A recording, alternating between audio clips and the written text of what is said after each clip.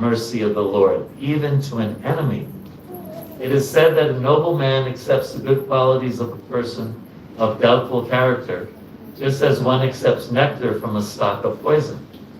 In his babyhood, he was administered deadly poison by Putana, a she-demon who tried to kill the wonderful baby. And because she was a demon, it was impossible for her to know that the Supreme Lord, even though playing the part of a baby, was no one less than the same Supreme Personality of God. His value as the Supreme Lord did not diminish upon his becoming a baby to please his mother Yashoda. The Lord may assume the form of a baby or a shape other than that of a human being, that it doesn't make the slightest difference. He is always the same Supreme. A living creature, however powerful he may become by dint of severe penance, can never become equal to the Supreme Lord. Lord Krishna accepted the motherhood of Putana because she pretended to be an affectionate mother, although allowing Krishna to see her breast. The Lord accepts the least, well, this is perhaps the most important sentence. The Lord accepts the least qualification of the living entity and awards them the highest reward. Isn't that good to hear? That is the standard of his character. Therefore, who but the Lord can be the ultimate shelter? Srila Prabhupada ki jai. Om Ajnana Timirandasya Jnananjana Shalakaya Chakshurunam Samyena Tasmai Shri Gurave Namaha. Here is back. No, back. Sorry. My glasses. No, those are different glasses.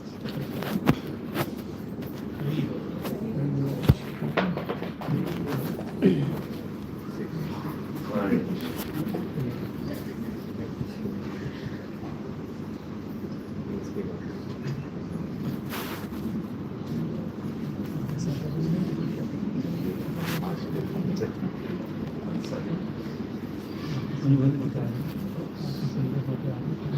Okay.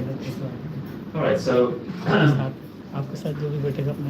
what I want to talk about today is Krishna's incredible kindness and how important it is for us to understand that is Krishna's, that is his default. That is who he is. And it's so important for us as devotees to be really fixed in that understanding. Krishna is always kind. We may not perceive it as such, but that doesn't take away from the fact that it's a fact. Krishna is always kind, and it's so important for us as aspiring devotees to have that fixed in our consciousness. God is good. God is good. So, Prabhupada writes about Putana. He says, from this incident we gain the instruction that if one is attached to Krishna somehow or other, even as an enemy, one ultimately attains success. What then is to be said of devotees who are naturally attached to Krishna in love? And so Krishna is so kind. It's not a small thing what he did. Okay, what he did with Putana. She came to kill him. So anyone planning to kill Krishna? Right? So no, we're not in that category. So imagine how kind Krishna will be to us. And let's just take a few more examples from Shastra.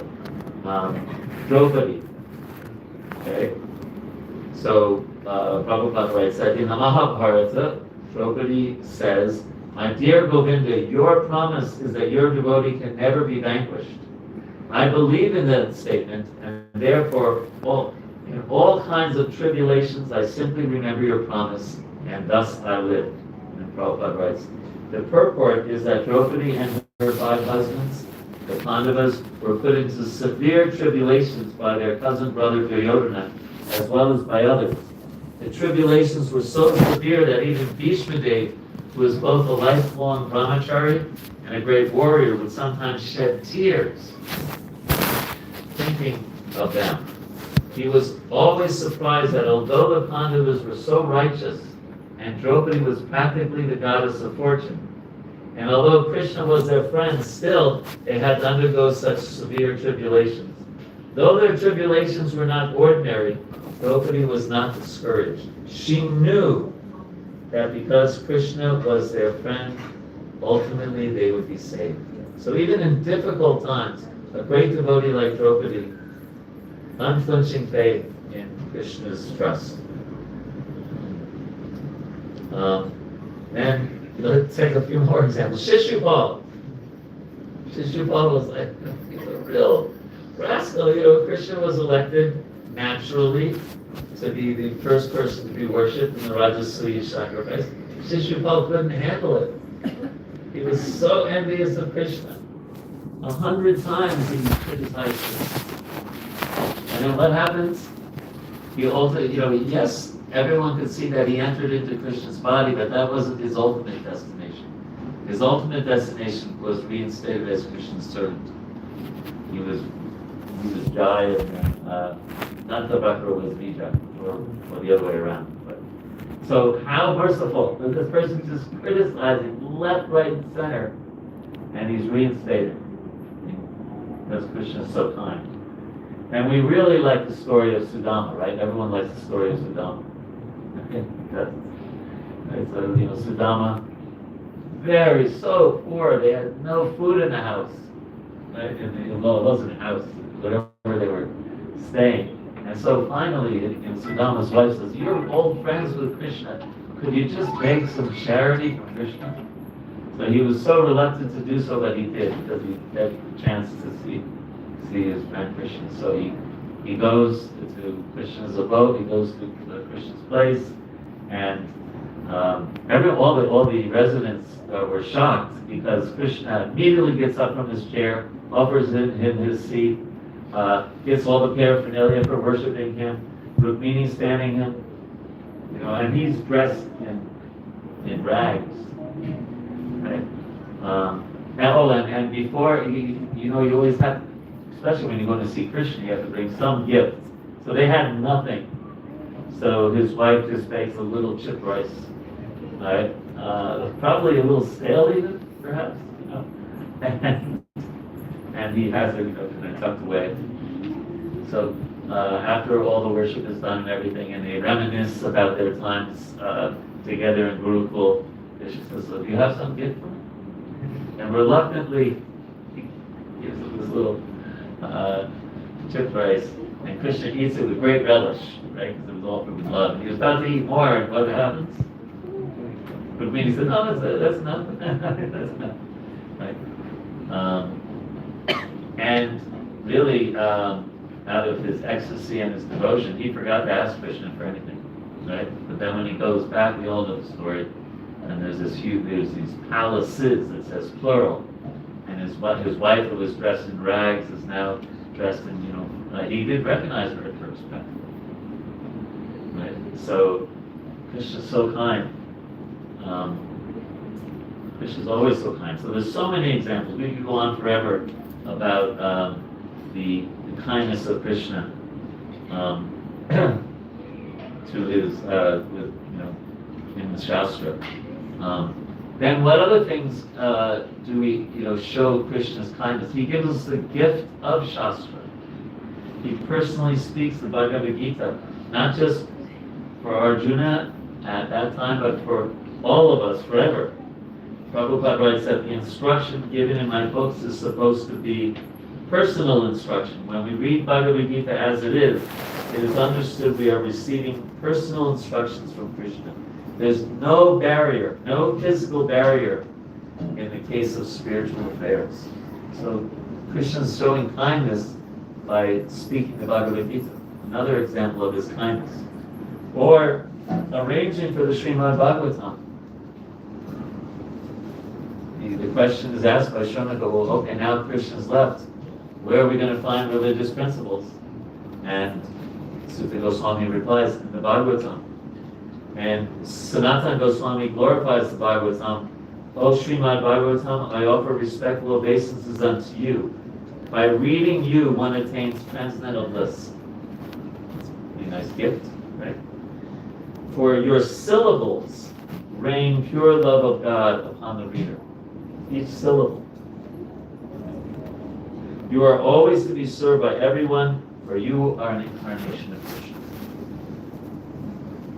And in the 6th chapter of the Bhagavatam, first canto, the book is a person. We have right here. Bhagavatam, right there. The book is a person, and Prabhupada mentions that we're very grateful to Narada Muni for appearing on the pages of this chapter. So, and then perhaps the greatest kindness, that one of the greatest gifts that Krishna gives us is the holy name. And we can chant, and in other ages it was so difficult to attain God consciousness, performing austerities for so many years, or doing different kind of ruts. But all we need to do is sing Krishna's name. And singing is it's such a wonderful thing to do. Right? It's so easy, and there's no hard and fast rule. There's no time and place. Lord Chaitanya says you can chant in your sleep, you can chant while you're eating. You can always, because Abhinavam Namanam and Krishna and Krishna's name are the same. So it's another amazing gift, another show of kindness. And now, because we're celebrating the 11th year anniversary of the installation of the deities here, of Jagannath, Baladev, and Subhadra. Yes. Let's talk a little bit about the kindness of the deity form of Krishna. Prabhupada writes that everyone can worship Krishna at home. Offer your food, chant Hare Krishna, and gradually your life will become perfect. By deity worship, one will gradually develop his relationship with Krishna and see Krishna everywhere. So what a gift Krishna has given Ujjvala Vigraha Prabhu and his family by appearing in this way here. Right? By worshiping the deity, by trusting the deity, by offering food, by offering arti, everything becomes spiritualized. One more quote. The deity is not an idol. The deity is Krishna. Because you cannot see Krishna with your present eyes, Krishna so kindly appears before you in a form you can see. When Prabhupada wrote a letter, I am very glad to see that you are advancing in Krishna consciousness by this worship of the deity. This is the practical application to what we find stated in Bhagavad Gita, Manmana Bhava Bhakto Madhyajitam. What does that mean? That verse? Anyone know? Manmana Bhava Bhakto? Always think, Manmana means mind, right? Always think of me. Become my devotee, offer obeisances. Yes, yes. And there's so there, in 1730, so it's like almost 300 years ago, almost exactly 300 years ago, there was a ruler in Orissa. His name was Ram Chandradev, and he entered into a battle with some Muslim warriors, and he lost. He was the king. He lost, but he married the daughter of the military commander, and so he won. The military commander established him as king again. But because he married, in those days, things were different than today. Because he married someone outside of the Paka, Hindu faith, he wasn't allowed to enter the Jagannath temple anymore. Okay, so what to do? So he was very distraught by this, and he was praying and praying and praying. And Jagannath appeared in his dream, and he said, "You're the king. You should And he appeared also in the dream of the pujaris in Jagannath Puri.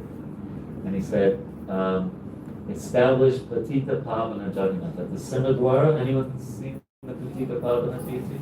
Yeah. Okay. Yeah. So that's right at the entrance.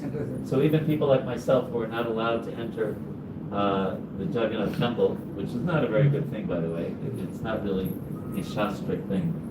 But they can hear me. Okay. Now they can really hear me. All right.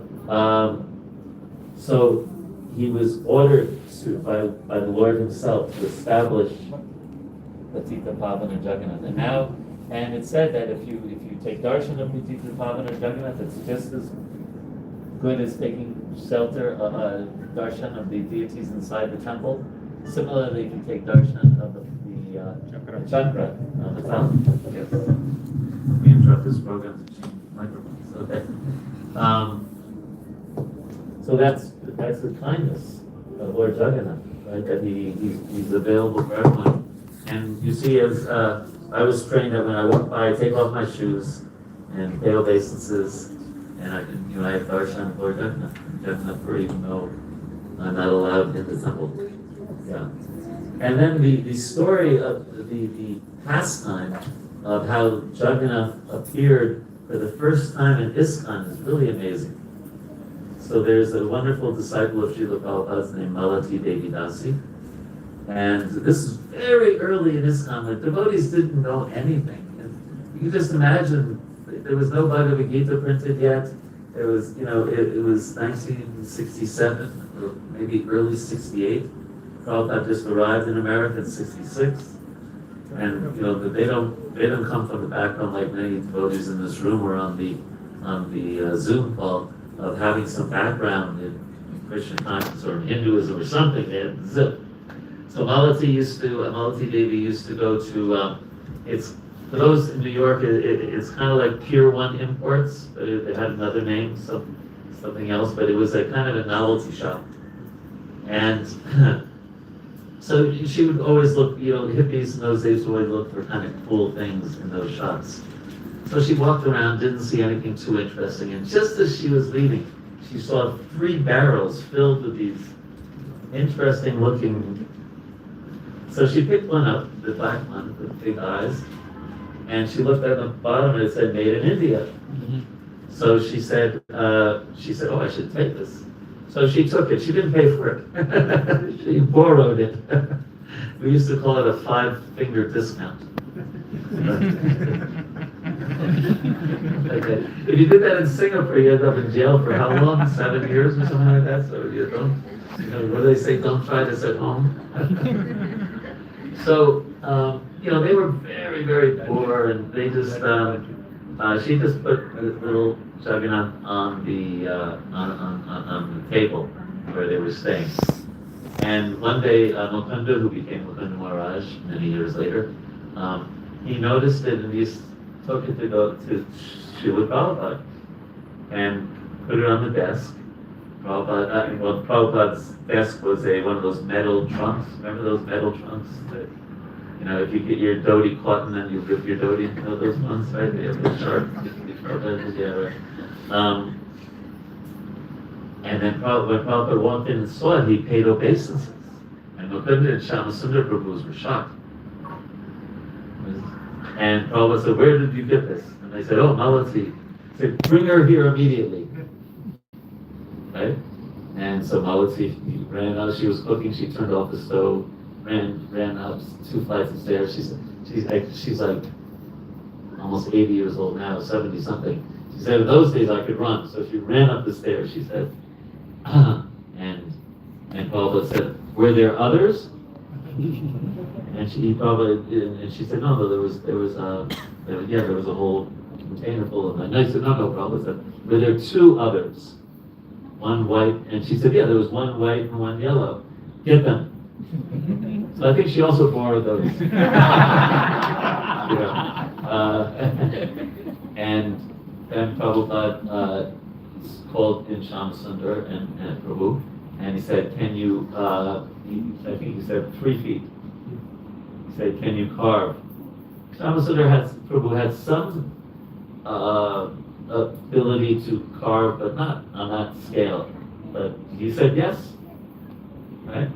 So they went to this one place in New York City where the wood. It's interesting. Some of the wood even comes up from the water, just like in Jagannath Puri. Right? So the man said, yes, you can, look for what you wanted, and come and pay for it. Anyway, when they got it, and when they came to pay for it, the man wasn't there. So they borrowed that also. And he actually, Krishna really empowered Shamsundar Prabhu, and he made beautiful Jagannath deities. That's the second deity. The first deity is in Washington, D.C. A little plug for the Washington, D.C. temple, the Madame Mohan. This was the first, this was in San Francisco. This was the first deity that were created by devotees. And the second set of deities in ISKCON. So Jagannath, there's quite a history, of all the different deities, right? Because you can imagine in the West, sometimes it's a little difficult for some people to understand Jagannath, right? But Jagannath appeared in San Francisco, of all places, and Prabhupada immediately took it as Krishna's arrangement. And there's, Jagannath deities all over the world now. It's quite amazing, including here, including here in Singapore. So Krishna's kind, and he appears, as we see in Lord Jagannath, as the Tika Pavana Jagannath, and also to Srila Prabhupada in the 60s, and also here for 11 years now in this house. How kind he is to the devotees. So when we're thinking about Krishna's kindness, we also should focus on our lives, our everyday lives. And for those of us who are practicing, I know not everyone in the room really, but for those here in the room who are kind of practicing ISKCON devotees, we acknowledge, whether we remember it or not, we acknowledge Krishna's kindness every day. Maybe 2 or 3 times a day. Anyone know what I'm talking about? Sadham. Yeah, but with prasadam, but specifically we say Krishna Bodha Dvayamaya. Right? Don't we say that?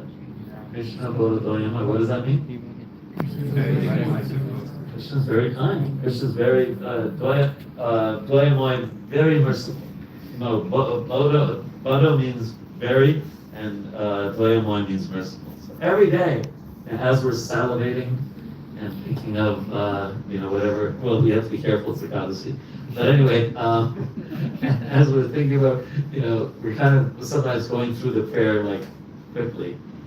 I had a friend, devotee, we went on Sankirtan before, he used to say, Sarirada Vijajal, Premirako, Chaitanya Nitai, right? He wanted to get to taking Prashadam as quickly as possible. But we say Krishna Bodhidayamaya, that Krishna is very, very merciful. We say that so many times a day, and it's a fact. Prabhupada had this very interesting saying of, you can't eat nuts and bolts, right? So Krishna is very kind by just giving us the food we eat, the air that we breathe. The association of devotees. Think of that person who introduced you first to Krishna consciousness. How kind they were. And they were representing Krishna's kindness. And in all the big ways and small ways in our lives, even Krishna is kind when things we don't realize it. We may not be as advanced as Draupadi, where she understood immediately even the trouble, all the incredible tribulations that the Pandavas went through. She took it as Krishna's kindness. And there's, of course, that story that we don't always see Krishna's kindness right away, but we see it with 20/20 hindsight. Many of you know this story, but we'll say it anyway, and then we'll end for questions. But I know Ananda Bihari Prabhu always wants me to leave, in New York, wants me to leave time for questions. So the king had an accident, and he lost one of his fingers. And he had a very astute minister who said, "My dear king, that is Krishna's mercy." And you know what it's like. You're going through some difficulty in life, and someone says it's Krishna's mercy, and you kind of feel like saying, "I'll give you some of Krishna's mercy." Your ego can't handle it, right? So the king was like that. He said, "What do you mean it's Krishna's mercy?" And he put his minister in jail. And the jails in those days were smelly, and terrible food and damp and everything. And then the king did what he toured his kingdom, and he got caught by some people who do human sacrifices. And they caught him, they tied him up. And they were just about to offer him as a human sacrifice, and they noticed one of his fingers was missing. So they let him go. But it wasn't, So he goes back to his king, to his his headquarters, so to speak. He releases the minister and he says, "You were right. That was Krishna's mercy. My God, I'm so sorry that I put you in jail and everything, and I offended you. But explain to me one thing. How is it? Yes, that was Krishna's mercy. How is it Krishna's mercy that you were in this awful jail while I was touring my kingdom?" And the minister said, "I usually travel with you. I have all 10 fingers." That was Krishna's mercy. So we don't always see Krishna's mercy right away, but it's the purport of this discussion is that Krishna is kind always. That is who he is. Just as chili is hot and sugar is sweet. That's the swarup of sugar is be sweet. So Krishna is kind. He never stops being kind. And we are celebrating his kindness tonight here because he appeared 11 years ago in his deity form of Jagannath Baladev and Subhadra Maharaj. Okay, so questions. First we'll check because we still with each other after 8 o'clock.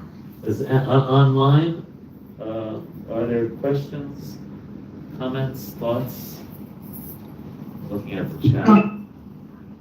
Vraj Bihari Prabhu, thank you very much for class. If I cause someone some trouble, can I claim that what I've done to them was Krishna's mercy on them, that I'm the messenger of Krishna's mercy and they shouldn't be disturbed or feel bad because it's Krishna's mercy, what I did to them? Do you do that a lot, Ananda Bihari Prabhu? Sometimes.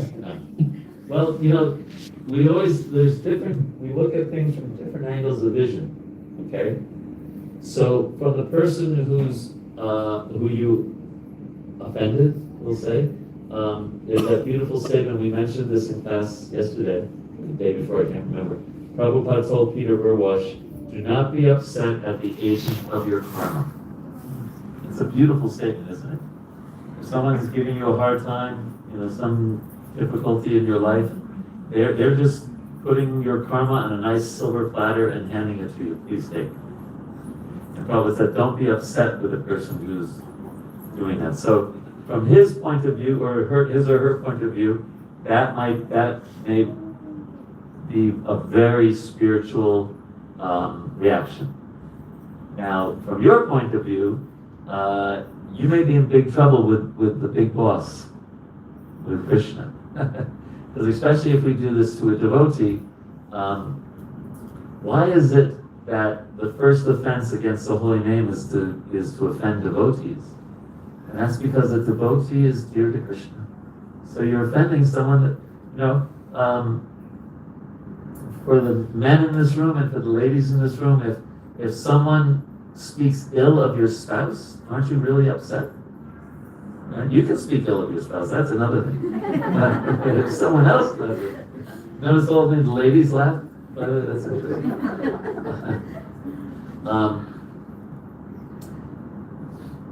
Prabhupada gave the example, he was walking on Juhu Beach one time. Most of us know Juhu is kind of a well-to-do area in Mumbai. And he saw, naturally you can often tell, especially in India, you can tell if someone's kind of, rich, and he was walking with his son. And Prabhupada pointed to him and he said, what can you do to satisfy that man, to please that man? He already probably has a big bungalow and, fancy car and this and that.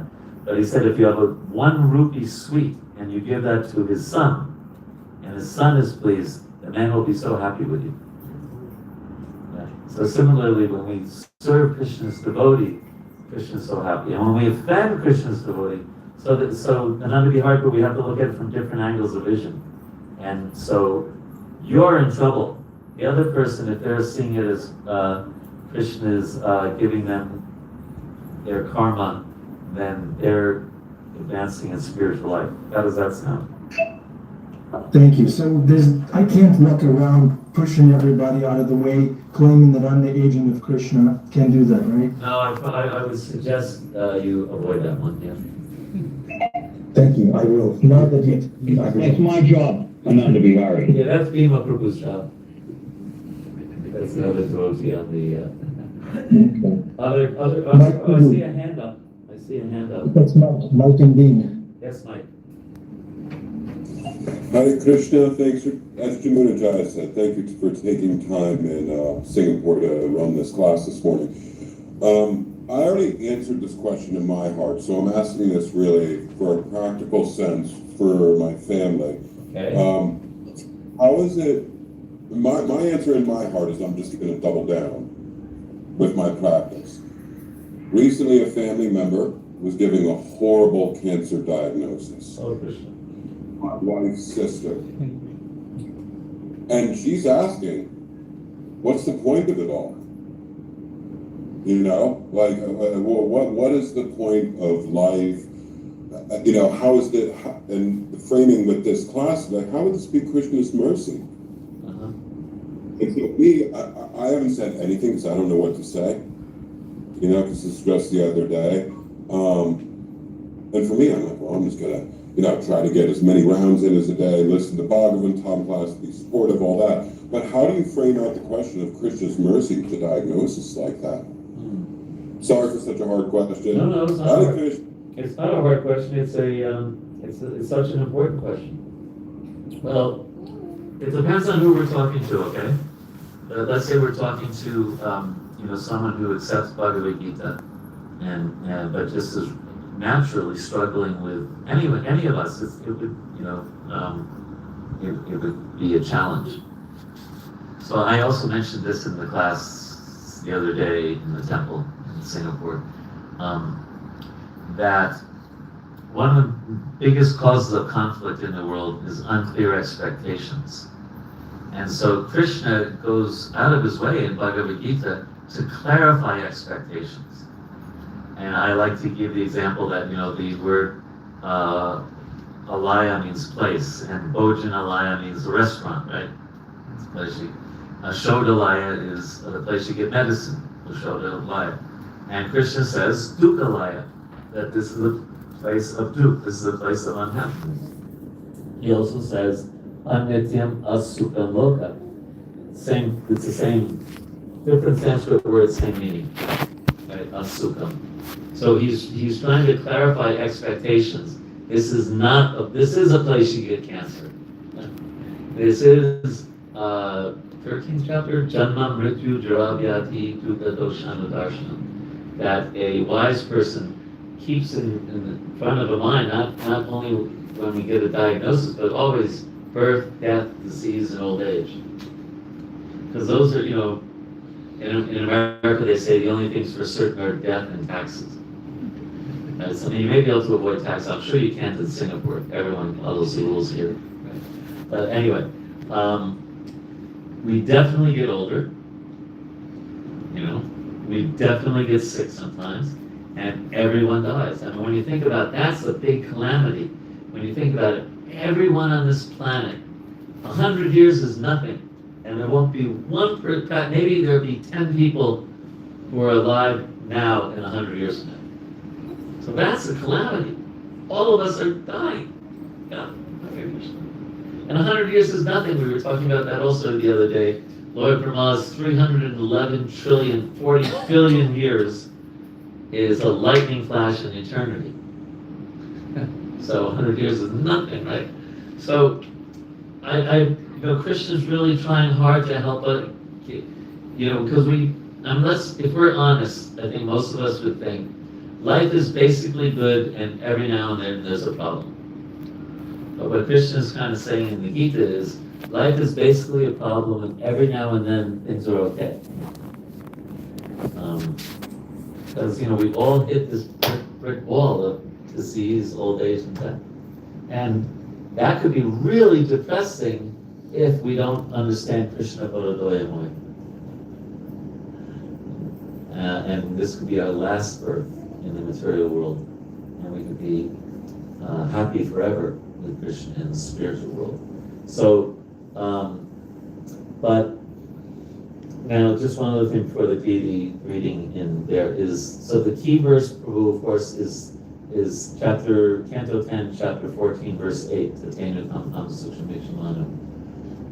which basically says that when some difficulty comes about, we should, with our heart, with our words, with our mind, we should offer obeisances to Krishna and understand that He's being merciful. That is a very, very difficult verse to push someone towards. And what we really need to do is walk alongside a person as they can gradually come to that realization. So in this case, it's generally my experience not a great idea to start, quoting shlokas right away when the person gets such a diagnosis, but to really be there for them, listen to them, and gradually walk with them towards Chaitanya Kampam at the pace that they're comfortable with. I hope that's helpful, Prabhu. It was. Thank you so much, Hare Krishna, and again, thank you for class from Singapore. Hare Krishna. Thank you very much. So all the devotees want all the devotees from New York to come to Singapore sometime. They promise to give you a really nice prasadam. Okay. Yeah. Before, guys, please go to Singapore at least once. All right, so I think it's time to read the deity, right? It's time for a paid promotion. By Krishna's kindness, on Saturday, May 30, Vraj Bihari Prabhu will facilitate a wonderful retreat at the Bhakti Center called Alone with Krishna. Please come, and the link is in the chat. Thank you. For that paid political announcement. Now is the time for darshan. Temple room, Bhakti Center temple room. If you're here, please turn on your camera. We just take darshan? Sure, we do darshan. Turns the camera. Vasudev Prabhu, check 1, check 2. If you're in the temple room. Yeah, let's see. That's us.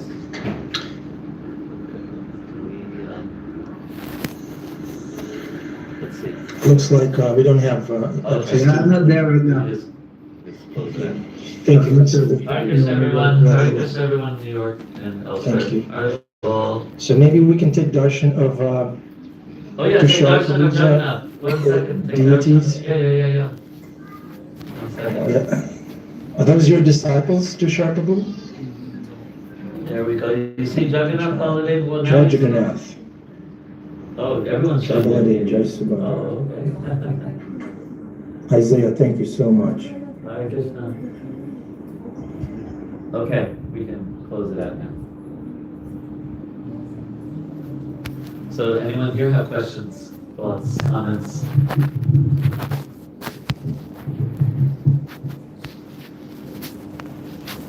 Yes, Prabhu.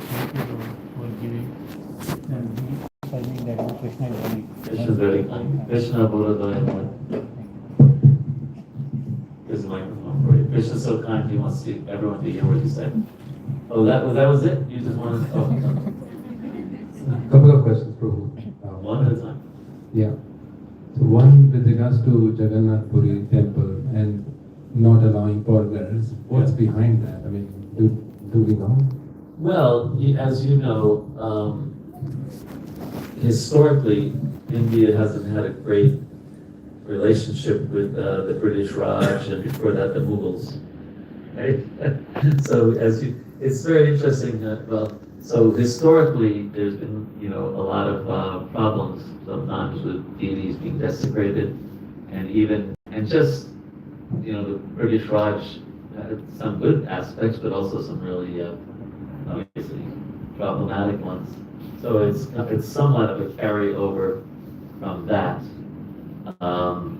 It also there may be other things, but it's not, at least as followers of Lord Chaitanya. But also Krishna says, Samaham sarvabhuteshu name dveshyosti napriya.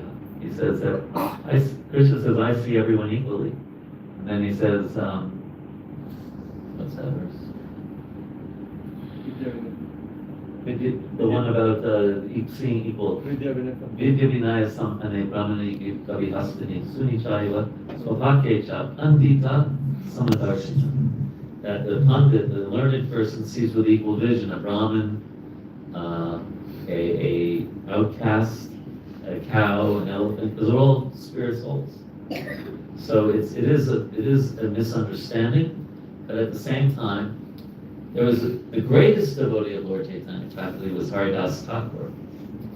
Right? But he was born in a non-Hindu family, and so he accepted and followed the culture at that time, and just made obeisances to the chakra on the top, and so Prabhupada was not happy that his disciples, many of his disciples couldn't have darshan, but at the same time he instructed us to take the humble position and to see Patita Padma.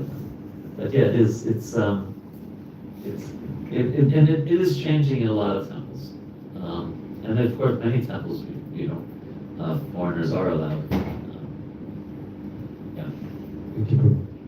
And regarding what the other devotee was asking, Max, what happened to his sister's wife, I think, wife's sister. So when it happens to devotees, if something like this is diagnosed, somebody is diagnosed with cancer, it could happen to devotees as well. For devotees to understand this, how should they understand this? I mean, the same that Krishna is merciful and that they should see this as the mercy of Krishna. Yes, but as I was saying to that to Mike there, yes. Well, first of all, we're all going to get a diagnosis at some time. I hate to be the bearer of bad news, right?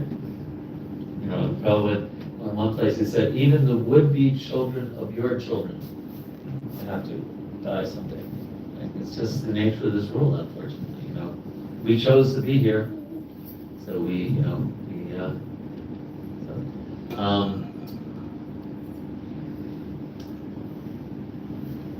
if somebody is a very deep spiritual person, they might immediately see, as Krishna's mercy, right? Similar to Parikshit Maharaj, right? Yeah, like Parikshit Maharaj, that's a good example, right? Or even Chitraketu, he was cursed, and he immediately got down from the airplane, paid obeisances to Parvati, and said, "Forgive me, my dear mother." And Lord Shiva was so impressed. He said that verse, Narayana Parasarve Nakutasthanyubhiti. Swarga Apavaga Narakeshu Apituyas Darshan. He said, my dear Parvati, just see what consciousness of a Vaishnava. He immediately accepted it as Krishna's mercy, begged forgiveness, and said, yes, whatever curse you're giving me, so be it. Yeah. But naturally, it can come as a shock at first to us, and that's why it's so important to have devotee association. And if you're like His Holiness Bhakti Tirtha Maharaj, so he was diagnosed with melanoma, that kind of cancer, and he was in great pain the last 2 weeks. But he was with His Holiness Radhanath Swami, and they were reading the Chaitanya Charitamrita together. And he says this amazing thing. He turns to Radhanath Swami, he says, it doesn't get any better than this. So what a transcendental vision that is. Thank you, Prabhu. Yeah. Prabhupada said, when I was a young man, I was very, strong, and I did sports and things like that. And he said, now look, he said, flat tire. Like that. What to do? Old age is no fun. Yes, Guru. Harishna, just wanted to quote Srila Prabhupada on this topic. Okay, So, good idea. It was around the war, 1971, I think, in India. India was Pakistan. And these are textile history. The next day, two men were visiting Prabhupada, and they asked, why didn't you cover the windows? Weren't you afraid of being bombed? Prabhupada said, it is not under our control. If Krishna wants to kill, who can save? And if Krishna wants to save, who can kill? Hare Krishna Rakete, Rake Krishna Hare. The men didn't understand. But what if the bomb would? When Prabhupada says, you cannot even control your stomach ache, your toothache. Prabhupada interrupted. If I should see the bomb coming overhead, Prabhupada looked wide-eyed and trusting towards the sky. Then I will see the bomb as Krishna. Yes. He continued to look up, his arms spread wide open. I will see the bomb as Krishna. He said that when there was bombing in Calcutta during the war. He said, I will just see this Krishna. So yes, that, and of course his consciousness is amazing. What's more questions or time is up? When you tell me I'm your Dasos Prabhu. Is there any question? I had a question about Deity. I think a lot of time we get into, we think we need to have Deity because we are ticking a box. We think that, oh, I must tick the box. Yeah, I'm a Sanatan Dharmi, so I should have a Deity. But you mentioned that as you spend time serving Deity, you build a relationship, and you quoted Prabhupada saying that automatically take care of things. So it will. So how do we develop that mood? How do we remind that the small things that we need to put our feelings, put our heart, or is it going to come naturally? Doesn't necessarily come naturally. Lots of times our consciousness is affected by what we hear. Right? You're hearing about Donald Trump all day. You're going to be pretty depressed probably, right? You know, or if you're hearing about sport, you know, whatever you're hearing about, we're very much, you know, affected by what we hear. And hearing could be reading, or it could be, you know, YouTube or this or that. So hearing about Krishna and hearing devotees' realizations and like, let's say you listen to Srila Prabhupada's lectures, you hear the Bhakti in his voice, and then you want to emulate that, you want to also have Bhakti, right? Or you go to the temple and you see devotees worshiping deities with great affection, and that also that example, you know, as hearing is very important, but also just association. I like this saying, Krishna consciousness is caught as much as it's taught.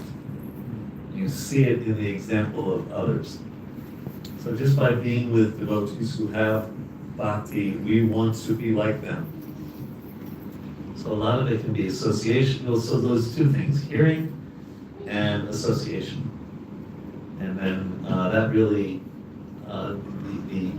the Shravanadi Jal, we have the Bhakti Lata, is the Bhakti in our heart is compared to a creeper on a tree, right? And the watering, the pani if you speak Hindi, or Jal if you speak Bengali, is, or water if you speak English, is hearing and chanting. And when we hear about Krishna and chant Krishna's name, the Bhakti Lata, the plant of Bhakti in our heart, grows. And then also when we associate the mula, the root of Bhakti in Chaitanya Charitamrita is association.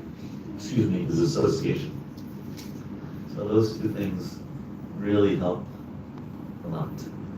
Just like okay, so right now I'll work, and as I mentioned this also in the other class, Rupa Goswami talks about Chesta Rupa and Bhava Rupa. So Chesta Rupa is doing the externals, and it could be also a little bit checking the box, as you said. But Bhava is we should do everything with devotion. See? What should I do now? More questions or end now? I'm here, you just tell me, I don't know what the schedule is. We'll do complete. If there is any more questions? Other questions? How did you introduce Prabhu?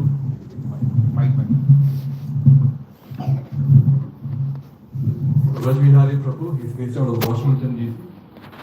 I mean, Bhag Prabhu is a white body. He has spent more time in India than some of us. He was in India for 20 years in Vrindavan. Prabhu took up Krishna consciousness. He met Srila Prabhupada in 1976, which is practically more than all of us age. That's the time Prabhu has given dedicated to this mission. He has taken master's degree in psychology and conflict management. So ISKCON was one of the institute which actually took head on this matter of how to deal with conflicts. So while we say in Bhakti everything is just bhav, it's just emotion, it's a practical thing. Like today, just give an example of conflict, right? Prabhu had a class given New York, and he somehow forgot that, and we had a program here. So it's a conflict, right? Conflict doesn't mean just a fight. You have two contradictory things. So then we decided that, Prabhu, why don't we give the class here, and we just Zoom it. That was his idea, brilliant idea. So I think that Prabhu taught us this win-win. So he teaches conflict management. Now, not just to the devotees. He worked for US government for many, many years. As of today, he still works for US government. He works for NASA, NASA as one of the company. He's on his tour, both for his professional career. So he went to Seoul, Korea. He was consulting there to a company.